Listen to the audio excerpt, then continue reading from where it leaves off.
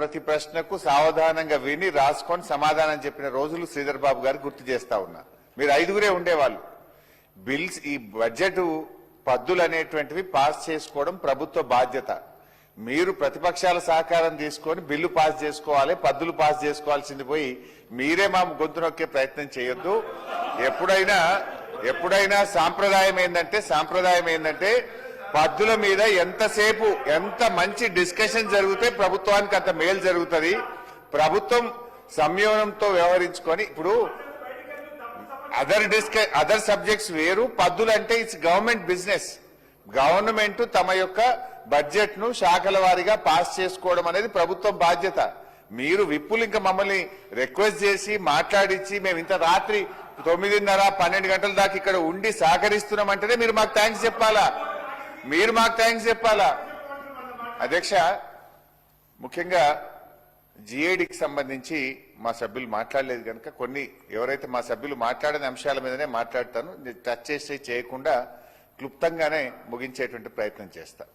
ముందు ఒకటి నేను అత్యంత ముఖ్యమైన విషయము మీ దృష్టిని, ఎలియా మినిస్టర్ గారి దృష్టిని నేను తేవాలనుకుంటున్న విషయం ఏంటంటే అధ్యక్ష, మన సభా సాంప్రదాయాల ప్రకారంగా when the session is in house no policy decision should be taken out side.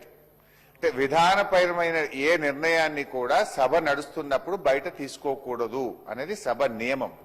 I hope my friend Sridhar Babu will agree. ఈ రోజు ముఖ్యంగా జిఏడిని కూడా డిస్కస్ చేస్తున్నాం. ఆ శాఖ అత్యంత కీలకమైన నిర్ణయాన్ని ఈ రోజు ప్రకటించింది. బయట పోయి మేము మీడియాలో చూసి వస్తే ఇది సభ మర్యాదను, సభ గౌరవాన్ని తగ్గించేటువంటి నిర్ణయం. అది ఏ నిర్ణయం అంటే అధ్యక్ష, ముఖ్యంగా ఉద్యోగుల పిఆర్సీకి సంబంధించి గత ప్రభుత్వం పిఆర్సీ కమిషన్ నియామకం చేసింది. ఆ కమిషన్ యొక్క టైం 30 మార్చ్, ఈ నెల మార్చి 30వ తేదీతో కమిషన్ యొక్క కాల పరిమితి ముగుస్తా ఉంది. ఈ రోజు memo number 3347-844 by the year 2026 మరొక 6 నెలలు పిఆర్సీ కమిషన్ యొక్క కాల పరిమితిని పెంచుతూ ఒక విధానపరమైన నిర్ణయాన్ని తీసుకున్నారు. మీడియాకు బయటకు వచ్చేసింది. ఎట్లా తీసుకుంటారు మీరు? I request the honourable speaker, please give a ruling. ఆ సంబంధిత అధికారులను మీరు కాల్ చేస్తారా, వారికి మెమో ఇస్తారా? ఒక రూలింగ్ ఇచ్చి ఇంకొకసారి ఇలాంటి జరగకుండా విధంగా ఒక స్పష్టమైన హెచ్చరిక ఆ అధికారులకు జారీ చేయాలని చెప్పి నేను కోరుతా ఉన్నా. ఇది సభ గౌరవాన్ని మంటగల్పడం, సభ మర్యాదను, సభ యొక్క విలువను తగ్గించేటువంటి చర్య. అదేదన్నా ఉంటే ఫైనాన్స్ మినిస్టర్ గారు ఈ సభలోనే ప్రకటించాల్సి ఉండే, కానీ బయట అది ఆర్డర్ ఇష్యూ చేసేస్తే ఈ సభ యొక్క మర్యాదను తగ్గించే విధమైనటువంటి నిర్ణయం తీసుకున్నారు. దయచేసి దీని మీద మీరు రూలింగ్ ఇవ్వాలని ఎలియా మినిస్టర్ గారు కూడా స్పందించాలని చెప్పి నేను కోరుతున్నా. అది ఈ రోజు ఇష్యూ అయింది. ఇవాళ మధ్యాహ్నం 12 గంటలకు బయట మీడియాలో వచ్చింది. When the house is in session they should not. దయచేసి దీన్ని నోటీస్ చేయాలని చెప్పి కోరుతా ఉన్నా. అయితే అధ్యక్ష, మరి ముఖ్యంగా ఆ అంశానికి సంబంధించే జిఐడిలో నేను మాట్లాడాలనుకుంటున్నా. రాష్ట్ర ప్రభుత్వం మరి ఈ ఉద్యోగుల పిఆర్సీ విషయంలో ఆనాడు కాంగ్రెస్ పార్టీ మేనిఫెస్టోలో మా ప్రభుత్వం వచ్చిన 6 నెలల్లోగా పెండింగ్ డిఏలు క్లియర్ చేస్తామని, పెండింగ్ బకాయిలు క్లియర్ చేస్తామని, ఉద్యోగులకు మంచి పిఆర్సీ ఇస్తామని చెప్పి కాంగ్రెస్ పార్టీ మేనిఫెస్టోలో చెప్పింది. అధ్యక్ష, ఇప్పటికీ 2 సంవత్సరాల 4 నెలలైంది. ఇంకో 6 నెలలు పెంచిండ్రు. అంటే ఇంకొక 3 సంవత్సరాల దాకా ఈ ఉద్యోగులకు పిఆర్సీ ఇయ్యము అని ఇలా కాంగ్రెస్ పార్టీ నిర్ణయం తీసుకుంది. అంటే ఇది నమ్మక ద్రోహం కాదా అధ్యక్ష? మీరు ఎన్నికల ముందు ఉద్యోగులకు ఇచ్చిన హామీ ఏంటి, భరోసా ఏంటి? ఈ రోజు 6 నెలల పాటు మళ్ళీ ఎక్స్టెండ్ చేసినామంటే ఇక 3 ఏళ్ళు నిండుతుంది. అంటే మీరు 6 నెలల్లో ఇస్తామన్నది 3 సంవత్సరాల దాకా కూడా ఉద్యోగులకు పిఆర్సీ ఇయ్యరు, డిఏలు ఇవ్వరు, పెండింగ్ బకాయిలు చెల్లించరు అనేటువంటి నిర్ణయం తీసుకోవడం ఇది ఉద్యోగులను మోసం చేయడము, ఉద్యోగులను దగా చేయడంగా మేము భావిస్తా ఉన్నాం. నేను చెప్పాల్సింది ఏంటంటే అధ్యక్ష, ఆనాడు గౌరవ ముఖ్యమంత్రిగా ఉన్నటువంటి కేసీఆర్ గారు ఈ రాష్ట్ర చరిత్రలో ఎప్పుడు లేని విధంగా వారిచ్చిన మొట్టమొదటి పిఆర్సీ, తెలంగాణ రాష్ట్రంలో మొదటి పిఆర్సీ 42% ఇచ్చి చరిత్రను తిరగరాసిండు నాడు కేసీఆర్ గారు. రెండవ పిఆర్సీ అధ్యక్ష, రెండవ పిఆర్సీ కమిషన్ ఆ రోజు 7.5% మాత్రమే రికమెండ్ చేసింది.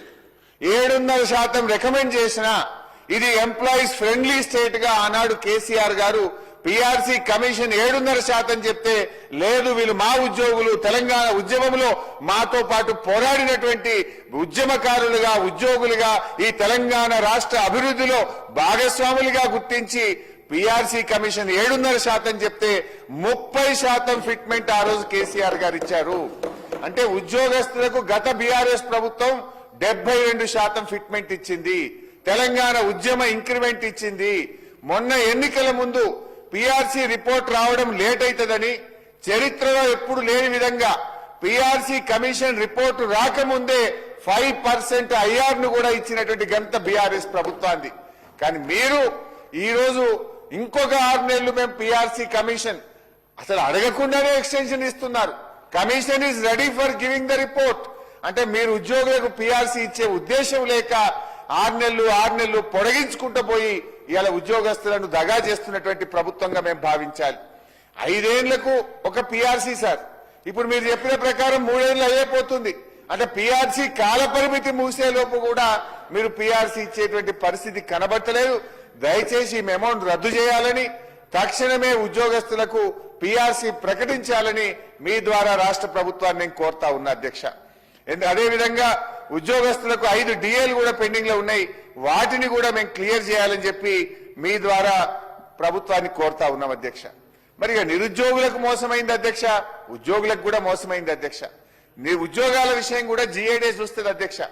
మరి ఆ రోజు కాంగ్రెస్ మేనిఫెస్టోలో మొదటి సంవత్సరమే 2 లక్షల ఉద్యోగాలు ఇస్తామని చెప్పి ఈ రోజు వరకు ఇచ్చినటువంటి ఉద్యోగాలు 16,978. ఇది నా లెక్క కాదు.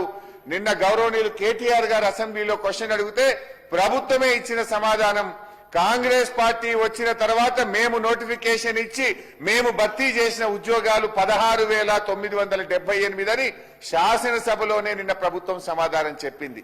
మీరు చెప్పింది 2 లక్షల ఉద్యోగాలు, ఇచ్చింది 16,978. అదేవిధంగా అధ్యక్ష దయచేసి మేము కోరేది ఒక్కటే, మరి ఈ 2 లక్షల ఉద్యోగాలు ఎప్పట్లోకి ఇస్తారు? ఇచ్చిన మాట ప్రకారంగా నిరుద్యోగ భృతి ఇస్తారా? గౌరవ మంత్రి గారు తన సమాధానంలో చెప్పాలని చెప్పి కోరుతా ఉన్నా. అదేవిధంగా అధ్యక్ష ఉద్యోగుల విషయంలో మీరు ఇవాళ రిటైర్డ్ ఉద్యోగులు ఉన్నారు, వాళ్ళ విషయంలో మేము మొన్న కూడా అసెంబ్లీలో అడిగాం. మీ బెనిఫిట్స్ దాదాపు వాళ్ళ రిటైర్మెంట్ బెనిఫిట్స్ వాళ్ళకి రావడం లేదు, వాళ్ళందరూ కోర్టుకు పోతున్నారు. నిన్న మనం పేపర్లో చూసాం అధ్యక్ష, హైకోర్టులో 600 మంది రిటైర్డ్ ఉద్యోగులు పోతే మన ఫైనాన్స్ సెక్రటరీ గారిని హైకోర్టు పిలిచి రాత్రైనా సరే నువ్వు రావాల్సిందే అని హైకోర్టుకు పిలిచి వాళ్లకు ఏప్రిల్ 9వ తేదీలోగా 600 మంది రిటైర్డ్ ఉద్యోగులకు పెన్షన్ బెనిఫిట్స్ చెల్లించాలని హైకోర్టు ఆదేశం ఇచ్చింది. నేను ప్రభుత్వాన్ని అడుగుతా ఉన్నా, మరి మిగతా ఉద్యోగులు కూడా ఇప్పుడు మీరు హైకోర్టు పోమని చెప్తారా? హైకోర్టుకు పోతేనే ఈ ప్రభుత్వం పెన్షన్ బకాయిలు ఇస్తుందా? లేదు, రిటైర్డ్ ఉద్యోగులకు హక్కుగా రావాల్సినటువంటి పెన్షన్ బకాయిలు ఎప్పట్లోకి ఇస్తారు? రిటైర్ అయ్యి ఇంటి దగ్గర పిల్లలతో ఉండాల్సినటువంటి మనమలతో ఉండాల్సినటువంటి మనమరాలతో ఉండాల్సినటువంటి ఉద్యోగులు కోర్టుల చుట్టూ తిరగడం ఎంతవరకు ఈ ప్రభుత్వానికి శోభనిస్తుంది? దయచేసి ఒక నిర్ణయం తీసుకోండి. ఇప్పుడు ఆల్రెడీ 600 మంది కోర్టుకు పోతే కోర్టు డైరెక్షన్ ఇచ్చింది. మిగతా వాళ్ళు కూడా మళ్ళీ వకీలం పెట్టుడు, కోర్టుల చుట్టూ తిరుగుడు, మన చీఫ్ సెక్రటరీని మన ఫైనాన్స్ సెక్రటరీ హైకోర్టుకు పిలిచి మరి ఆ పరిస్థితి ఎందుకు తెచ్చుకోవడం? దయచేసి ప్రభుత్వమే ముందుకొచ్చి ఆ రిటైర్డ్ ఉద్యోగులందరికీ కూడా తక్షణమే పెన్షన్ బెనిఫిట్లు చెల్లించాలని, దాని మీద మంత్రి గారు ఒక స్పష్టమైన సమాధానం ఇవ్వాలని చెప్పి కూడా రిటైర్డ్ ఉద్యోగుల పక్షాన కూడా నేను ప్రభుత్వాన్ని కోరుతా ఉన్నా. అదేవిధంగా సిపిఎస్ ఓపీఎస్ పెన్షన్, ఆనాడు కాంగ్రెస్ పార్టీ మేము వస్తే ఓల్డ్ పెన్షన్ స్కీమ్ తెస్తామని చెప్పారు. ఓల్డ్ పెన్షన్ స్కీమ్ మీద ఇప్పటి వరకు క్లారిటీ లేదు. పైగా ఆ కాంట్రిబ్యూషన్ కూడా రాష్ట్ర ప్రభుత్వం చెల్లించట్లేదు. నేను మంత్రి గారిని అడుగుతా ఉన్నా, నా దగ్గర ఉన్న సమాచారం ప్రకారం సబ్జెక్ట్ టు కరెక్షన్, తప్పైతే మీరు సరిచేయండి. ఓల్డ్ పెన్షన్ స్కీమ్ తేలేదు కదా, ఈ కట్టాల్సిన కాంట్రిబ్యూషన్ కూడా 1000 కోట్ల రూపాయలు కాంట్రిబ్యూషన్ కూడా కట్టకపోవడం వల్ల ఆ సిపిఎస్ ఉద్యోగులు రోడ్డు మీద పడే పరిస్థితి వచ్చింది. చనిపోయిన సిపిఎస్ ఉద్యోగులకు గ్రాట్యుటీ ఇవ్వడం లేదు, కంపెన్సేట్ ఉద్యోగాలు కూడా ఇవ్వడం లేదు. అది కాంగ్రెస్ పార్టీ మేనిఫెస్టోలో మీరు పెట్టారు. దయచేసి వాళ్ళ గ్రాట్యుటీ ఇవ్వండి, కంపెన్సేట్ ఉద్యోగాలు ఇవ్వండి, కాంట్రిబ్యూషన్ చెల్లించండి. ఓల్డ్ పెన్షన్ స్కీమ్ ఎప్పట్లోగా తెస్తారో కూడా ఒక స్పష్టత ఇవ్వాలని చెప్పి కూడా మీ ద్వారా ప్రభుత్వాన్ని కోరుతా ఉన్నా అధ్యక్ష. ఇకపోతే అధ్యక్ష చాలా విషయాలు ఉన్నాయి, కానీ టైంను దృష్టిలో పెట్టుకొని నేనే కట్ షార్ట్ చేసుకుంటున్నా అధ్యక్ష. మరి జీఐడీలో ఇంకొక ముఖ్యమైన విషయం, ఒకటి ఉద్యోగులు, రిటైర్డ్ ఉద్యోగులు, సిపిఎస్ ఓపీఎస్ నిరుద్యోగులు ఉద్యోగాల గురించి మాట్లాడినాం అధ్యక్ష. జిఐడిలో మరో ముఖ్యమైన విషయం, సూచనలు ఇవ్వండి అని ప్రభుత్వం అడుగుతుంది. నేను రాజకీయంగా మాట్లాడలేదు, సూచనే ఇస్తున్నా. తీసుకుంటే మీ విజ్ఞత, తీసుకోకపోతే కూడా అది మీ ఇష్టం. అధ్యక్ష, ఈరోజు రాష్ట్ర ప్రభుత్వము ఐఏఎస్ ఐపీఎస్ల విషయంలో ప్రతి 6 నెలలకు 3 నెలలకు ట్రాన్స్ఫర్లు చేస్తా ఉన్నారు. ఇప్పటి వరకు దాదాపు 10 సార్లు ట్రాన్స్ఫర్ చేశారు. హెచ్ఓడి అంటే head of department, average HOD time ఈ గవర్నమెంట్ లో 6 to 8 months. 6 నెలలకు ఒక హెచ్ఓడిని ట్రాన్స్ఫర్ చేస్తే ఆ శాఖ మీద పట్టొచ్చి, శాఖ మీద అవగాహన కలిగి, ఢిల్లీలో జాయింట్ సెక్రటరీలతో పరిచయాలు పెంచుకొని, సెంట్రల్లీ స్పాన్సర్డ్ స్కీమ్స్ ను ఎప్పటికప్పుడు యూసీలు పంపి కేంద్రం నుంచి డబ్బులు తేవాలంటే నువ్వు 6 నెలలకు ఒక సెక్రటరీని ట్రాన్స్ఫర్ చేస్తే ఎట్లా పనిచేస్తారు? నేనేదో నోటి మాటతో చెప్పట్లేదు అధ్యక్ష. మీరు విద్యుత్ శాఖలో 5 అధికారులు మారారు అధ్యక్ష. దాంతో చాలా తీవ్రమైన ప్రభావం చూపింది. సింగరేణి సీఎండీలు 4 అయ్యారు. జీహెచ్ఎంసీ కమిషనర్లు 4 మారారు. ఐఎన్పిఆర్ లో 4 మారారు. పాఠశాల విద్యాశాఖ కమిషనర్లు 4 మారారు. ఆరోగ్యశ్రీలో 8 మంది సీఈఓలు మారినారు. మనం పీఎం స్కీమ్ లో చేరినాము. ఆరోగ్యశ్రీ సీఈఓ ఎప్పటికప్పుడు అప్లోడ్ చేసి ఢిల్లీలో జాయింట్ సెక్రటరీతో పరిచయం పెంచుకుంటే ఢిల్లీ నుంచి రావాల్సిన నిధులు వస్తాయి. మీరు ఉన్న 2 ఏళ్ల 4 నెలల్లో 8 మంది సీఈఓలను మారిస్తే ఆరోగ్యశ్రీ అర్థమయ్యే వరకే వాడిని కుర్చీ దగ్గర తీసేవట్టిరి. ఎట్లా పరిపాలన ముందుకు సాగుతుంది? దయచేసి మీరు ఆలోచించండి. మున్సిపల్ శాఖలో 5, ఐటీలో 3. ఇవాళ ఐటీలో చీఫ్ సెక్రటరీనే పెట్టిండ్రు. ఆయన 3 నెలలు ఎక్స్టెన్షన్ మీద ఉన్నాడు. ఆ శాఖ అర్థమయ్యే వరకే మళ్ళీ కొత్త సెక్రటరీ వస్తాడు. ఐటీలో 3, మైనింగ్ లో 6, నేషనల్ హెల్త్ మిషన్ లో 3, ఇట్లా 140 మంది ఐఏఎస్లను ట్రాన్స్ఫర్ చేసినారు. నచ్చకపోతే మార్చు. రంగారెడ్డి కలెక్టర్లు 4 మారింది సార్ మీ జిల్లా. రంగారెడ్డి జిల్లాలో 2 ఏళ్ల 4 నెలల్లో 4 కలెక్టర్లు మారుతారా సార్? ఈ రకంగా పరిపాలన ముందుకు సాగుతుందా? ఇది రాష్ట్రంలో మరి ప్రజలు, ఇప్పుడు ఒక జిల్లా కలెక్టర్ కు జిల్లా మీద అవగాహన పెరిగి జిల్లాలో ఉండే ఉద్యోగుల మీద పట్టు వచ్చే వరకే 6 నెలలు, ఏడాది అవుతుంది. మీరు 6 నెలలకు ఒక్కరిని తీసేస్తే ఆ జిల్లా పరిపాలన ఎట్లా జరుగుతుందో, ఇది రాష్ట్రానికి ఏ రకంగా మేలు జరుగుతుందో కూడా ప్రభుత్వం ఆలోచించాలని చెప్పి కూడా నేను కోరుతా ఉన్నా అధ్యక్ష. అంటే నచ్చితే పోస్టింగ్లు, నచ్చకపోతే బదిలీలు అనే పద్ధతి వల్ల యంగ్ ఆఫీసర్స్ యొక్క ఆత్మస్థైర్యం దెబ్బతింటది. ఐఏఎస్ ఐపీఎస్లు వాళ్ళు కూడా బాగా పనిచేయాలనే ఉంటుంది. ఈ రకంగా మార్చడం వల్ల వాళ్ళ ఆత్మస్థైర్యం దెబ్బతిని రాష్ట్రానికి నష్టం జరుగుతుంది. ఇప్పటికైనా రివ్యూ చేయండి. కేంద్రంతో సత్సంబంధాలు నెలకొల్పుకొని మరి కేంద్రం నుంచి రావాల్సిన నిధులు రావాలన్నా, పరిచయాలు పెరగాలన్నా కనీసం 3 ఏళ్లు 2.5 ఏళ్లు ఒక అధికారి ఒక పోస్ట్ లో ఉంటే రాష్ట్రానికి మేలు జరుగుతుంది అనేటువంటిది నేను మీ ప్రభుత్వం దృష్టికి తెస్తా ఉన్నా అధ్యక్ష. అదేవిధంగా అధ్యక్ష, ఎక్స్టెన్షన్లు. గతంలో ఒక మంచి అధికారి ఉంటే మేము ఎక్స్టెన్షన్లు ఇచ్చేవాళ్ళం. ఇవాళ మీరు ఎంతమందికి ఇస్తున్నారు? ఒక 1/2 డజన్ మంది ఐపీఎస్లు ఇవాళ ఎక్స్టెన్షన్ మీద పనిచేస్తున్నారు. 1/2 డజన్ మంది ఐఏఎస్లు ఎక్స్టెన్షన్ల మీద పనిచేస్తున్నారు. 10ల సంఖ్యలో ఇంజనీర్లు ఎక్స్టెన్షన్ల మీద పనిచేస్తున్నారు. ప్రతిపక్షంలో ఉంటే ఒక మాట, అధికారంలో ఉంటే ఒక తీరనే విధంగా మీ వ్యవహారం జరుగుతా ఉంది. దాన్ని కూడా దృష్టిలో పెట్టుకోండి. అదేవిధంగా ఫర్ ఎగ్జాంపుల్ ఇంకా బాగా అర్థం కావాలంటే మీ జిల్లాలో ఒక ఎగ్జాంపుల్ చెప్తా అధ్యక్ష. మీ జిల్లా కలెక్టర్ ప్రతీక్ జైన్ అనే ఉండేవారు. అక్కడ లగచర్ల ల్యాండ్ ఎక్విజిషన్ జరిగింది. యాజ్ ఎ కలెక్టర్ ఆయన పోయి చాలా హామీలు ఇచ్చింది. అక్కడ మీకు ఇళ్ల స్థలం ఇస్తా, మీకు ఇంత డబ్బు ఇస్తా, మీకు ఇందిరమ్మ ఇల్లు ఇస్తా అని చాలా ప్రామిస్ చేసి కలెక్టర్ తంటాలు పడి ల్యాండ్ ఎక్విజిషన్ చేసిండు. టక్కన ఆయన ట్రాన్స్ఫర్ చేస్తుంది. కొత్త కలెక్టర్ వచ్చాయి. ఇప్పుడు ఆ ప్రజలు పోయి ఆ కొత్త కలెక్టర్ని కలిస్తే నాకు తెలియదు ప్రతీక్ జైన్ అడుగుపో అంటే ఎట్లా నడుస్తుంది? అంటే అంతా గందరగోళం అవుతుంది. To understand the better things నేను ఎందుకు చెప్తున్నా అంటే, ఒక కలెక్టర్ 2 ఏళ్ళలో 3 ఏళ్ళలో ఉంటే ఇష్యూస్ బాగా రిజాల్వ్ అవుతాయి, ప్రజలకు ఇచ్చిన హామీ అమలు జరుగుతుందని మీకు అర్థం కావడానికి మీ జిల్లా పేరు తీసుకొని చెప్తున్నా అధ్యక్ష. అట్లా చాలా జిల్లాల్లో చాలా విషయాలు ఉన్నాయి, కానీ సమయం లేదు కనుక నేను దాన్ని క్లుప్తంగా చెప్పే ప్రయత్నం చేస్తా ఉన్నా. అదేవిధంగా అధ్యక్ష, ఇదే జిఐడికి సంబంధించి ఇంకో ముఖ్యమైనటువంటి విషయం అధ్యక్ష. మాది ప్రజాపాలన అంటాడు మా శ్రీధర్ అన్న. అసలు మేము ప్రజలే, మేమే ప్రజలు, మాదంతా పారదర్శకత, మాకంటే మించిన పారదర్శకతనే లేదని మాట్లాడితే మా శ్రీధర్ బాబు గారు పదే అంటుంటారు. నేను ఒక విషయం అడుగుతా ఉన్నా. ఈ ప్రభుత్వం వచ్చిన తర్వాత 19,604 జీవోలు ఇచ్చింది అధ్యక్ష. ఎందుకు ఆన్లైన్ లో పెట్టలేరు? మొన్న హైకోర్టుకు పోయినరు.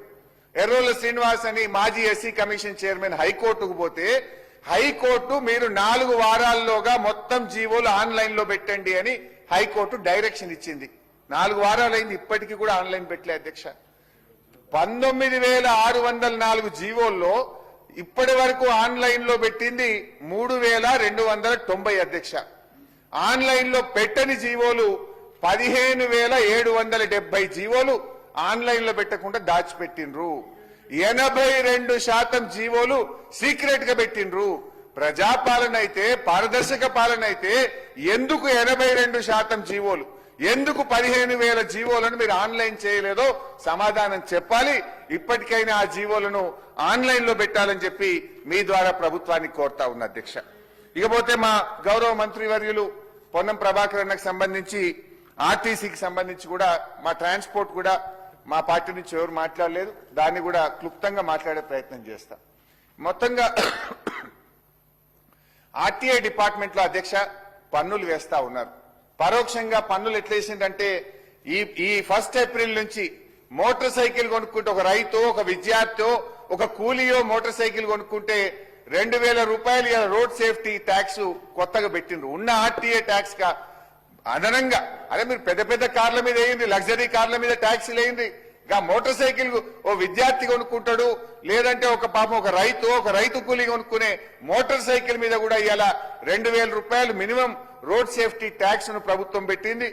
అదేవిధంగా మిడ్ సైజ్ కార్లు, చిన్న చిన్న కార్ల మీద కూడా 5,000 రూపాయల ట్యాక్స్ కొత్తగా ప్రతిపాదించారు. ట్రాన్స్పోర్ట్ వెహికల్స్ మీద 10,000 రూపాయల ట్యాక్స్ పెట్టినారు. కొంతమంది పాపం స్వయం ఉపాధి కోసం ట్రక్కులు కొనుక్కొని నడుపుకుంటా ఉంటారు. చిన్న చిన్న లైట్ మోటార్ ట్రక్స్ కూడా కొనుక్కుంటారు. ఆటో ట్రాలీ లాంటి వాటి మీద 10,000 వేయడం తగదు. ప్రభుత్వం ఆలోచించి మీరు పెద్ద వాహనాల మీద వేయండి, కానీ మోటార్ సైకిళ్ల మీదనో, మధ్యతరగతి వాళ్ళు కొనుక్కునే కార్ల మీదనో, మరి పేదవాళ్ళు ఉపాధి కోసం బండ్లు కొనుక్కునే ట్రాన్స్పోర్ట్ వాహనాల మీద పన్నును తగ్గించాలని, దీన్ని ఆలోచించాలని చెప్పి మీ ద్వారా ప్రభుత్వాన్ని కోరుతా ఉన్నా. అదేవిధంగా ట్రాన్స్పోర్ట్ డిపార్ట్మెంట్ లో AMVI to MVI, MVI to RTO ప్రమోషన్లు 2 ఏళ్లుగా పెండింగ్ లో ఉన్నాయి. వాటిని పూర్తి చేయండి. మీరే అనేక సార్లు వాహనాలు ఇస్తామన్నారు, వాళ్ళకు వాహనాలు సమకూర్చండి. అదేవిధంగా ఆర్టీఏ ఆఫీసులు 26 కిరాయి బిల్డింగ్లలో ఉన్నాయి.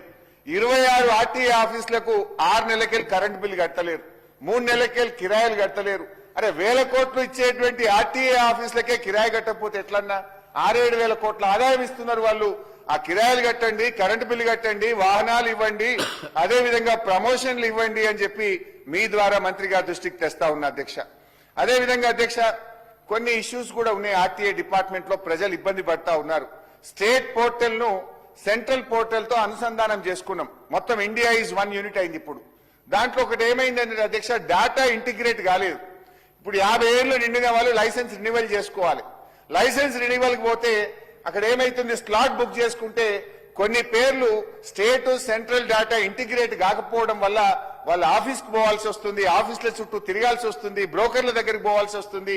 ఈ డేటా ఇంటిగ్రేషన్ లో ఉన్న డిస్టర్బెన్స్ ను తక్షణమే దాన్ని సరిచేయాలి. దాంట్లో ఇబ్బంది లేకుండా, ప్రజలకు ఇబ్బంది లేకుండా ప్రయత్నం చేయాలని ప్రభుత్వం దృష్టికి తెస్తా ఉన్నా. అదేవిధంగా ఆటో క్లాస్ సారథి అనేటువంటి యాప్ లో కూడా మరి లేకపోవడం వల్ల ఆటో లైసెన్స్ బుక్ చేసుకోవడానికి కూడా వీలు కావడం లేదు. పాత వారికి రెన్యువల్ లో కూడా ఇబ్బంది అవుతుంది కనుక ఎన్ఐసితో మాట్లాడి ఈ ఆటో ఆప్షన్ ఉండే విధంగా కూడా మంత్రి గారు ప్రయత్నం చేయాలని చెప్పి మేము మంత్రి గారి దృష్టికి తెస్తా ఉన్నాం అధ్యక్ష. ఇకపోతే అధ్యక్ష ట్రాన్స్పోర్ట్ ఆదాయం లాస్ట్ పాయింట్. మన తెలంగాణ వచ్చిన తర్వాత రవాణా శాఖ ఆదాయం 2 సార్లు తగ్గింది అధ్యక్ష. ఒకటి కరోనా కాలంలో, రెండోది కాంగ్రెస్ కాలంలో. కరోనా వచ్చినప్పుడు ఒక్కసారి ఆర్టీఏ ఆదాయం 2020-21లో 287 కోట్లు తగ్గితే, కాంగ్రెస్ ప్రభుత్వం వచ్చిన 2024-25లో 228 కోట్లు తగ్గింది. మరి కరోనా వల్ల తగ్గింది అప్పుడైతే, ఇప్పుడు కాంగ్రెస్ కాలంలో కూడా 228 కోట్లు తగ్గింది. ఎవ్రీ ఇయర్ ఆదాయం పెరుగుకుంటూ పోయింది.